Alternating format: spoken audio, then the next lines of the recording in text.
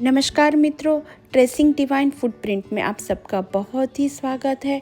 आज हम आपके साथ धारी देवी के दर्शन करके यहाँ से हम रुद्रप्रयाग तक का हम सफ़र तय करेंगे। रुद्रप्रयाग दो महानदियों का संगम है, जो एक केदार धाम से आती है और दूसरी बद्री धाम से आती है। यही वह पवित्र स्थान है जहाँ देवर्षि नारद ने भगवान शिव की कठोर तपस्या की थी और आशीर्वाद के रूप में उन्हें भगवान शिव से संगीत का दिव्य ज्ञान मिला था। धारी देवी के दिव्य दर्शन के बाद अब हमारी यात्रा आगे बढ़ चली थी। अलकनंदा के साथ साथ और घुमावदार पहाड़ी रास्तों पर हमारा अगला पड़ाव था रुद्रप्रयाग। यह केवल एक शहर नहीं है, बल्कि दो महान धाम बद्रीनाथ और केदारनाथ का प्रवेश द्वार है। रास्ते तो बहुत ही सुंदर थे और उसी रास्ते में हमने रुद्रप्रयाग का सिग्नेचर ब्रिज, जो नरकोटा के पास बनाया हुआ था और 2 बार बनाते बनाते वो टूट गया था, उसकी हमने एक झलक देखी। तो ब्रिज बहुत ही सुंदर था और उसके टूटने से उत्तराखंड को बहुत ही बड़ा नुकसान हुआ था। शाम धीरे धीरे ढलने लगी थी और पहाड़ों के पीछे सूरज भी जैसे आज के सफ़र को अलविदा कहने लगा था। रुद्रप्रयाग 4 धाम यात्रा का एक अत्यंत महत्वपूर्ण पड़ाव है। यहाँ से एक मार्ग भगवान केदारनाथ धाम की ओर जाता है और दूसरा भगवान बद्रीनाथ धाम की ओर। केदारनाथ जाता है वो अगस्त मुनि, गुप्तकाशी और सोनप्रयाग होते हुए बाबा केदारनाथ धाम में ले जाएगा और बद्रीनाथ धाम वाला रोड रुद्रप्रयाग से कर्णप्रयाग, नंदप्रयाग, चमोली और जोशीमठ होते हुए बद्री विशाल के धाम तक आपको ले जाएगा। अब रुद्रप्रयाग की सड़कों पर पहाड़ों की खामोशी के साथ साथ शहर की रौनक भी दिखाई देने लगी थी। सड़क के दोनों तरफ छोटी छोटी दुकानें, पहाड़ी घर और अपनी रोजमर्रा की जिंदगी में व्यस्त लोग। लेकिन इस शहर की खासियत यही है, यहाँ शहर की हलचल के बीच भी पहाड़ों की सादगी और तीर्थ की शांति आपको महसूस होती है। तो रुद्रप्रयाग सिर्फ एक धार्मिक स्थल ही नहीं, बल्कि पूरे जिले का प्रशासनिक और व्यावसायिक केंद्र भी है।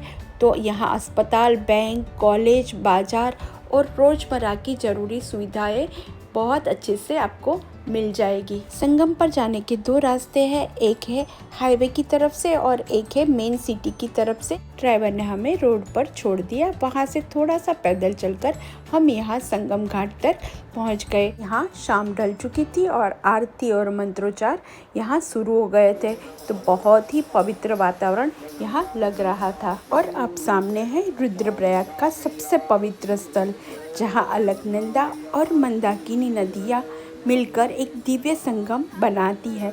मान्यता है कि इसी स्थान पर भगवान शिव ने रुद्र के रूप में नारद मुनि को दर्शन दिए थे, इसीलिए इस स्थान का नाम रुद्रप्रयाग पड़ा था। ये संगम बहुत ही पवित्र है और इसका उल्लेख आपको महाभारत में भी मिलेगा। इस संगम के घाट पर तर्पण, पूजा पाठ और कर्मकांड जैसी पूजाएं यहाँ होती है। संगम पर एक शिला है जिसको नारद शिला कहते हैं और कहते हैं उस पर बैठकर नारद जी ने बहुत साल तक शिव का ध्यान किया। शिव जी ने माता पार्वती के साथ रुद्र स्वरूप में यहाँ नारद जी को दर्शन दिया था और आशीर्वाद के रूप में वीणा दी थी, तभी से इस प्रयाग का नाम रुद्रप्रयाग है।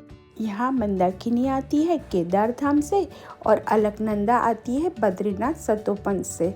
दोनों मिलकर यहाँ जो संगम बनाती है, तो मान्यता है कि अगर आपने इस संगम पर दर्शन कर लिया और पूजा पाठ कर लिया तो आपको बद्रीनाथ और केदारनाथ धाम दोनों का पुण्य प्राप्त होगा। अगर कोई बद्रीनाथ केदार धाम नहीं जा सकता है तो वो यहाँ आके दर्शन कर सकता है।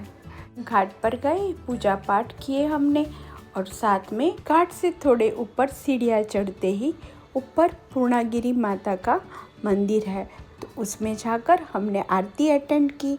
उसके बाजू में ही यहाँ रुद्रनाथ महादेव, साथ में नारद जी और माता जगदम्बा और नंदी जी, चारों की प्रतिमा आपको मिलेगी। तो सबका हमने अच्छे से दर्शन किया और हमारा मन भक्ति से भरपूर हो गया। रुद्रप्रयाग 2 नदियों का संगम ही नहीं, यहाँ आस्था, संगीत, तपस्या और भगवान शिव की अनंत कृपा का संगम है। आप भी यहाँ आकर जरूर से शिव के आशीर्वाद को महसूस कर सकते हो। हर हर महादेव, जय बद्री विशाल।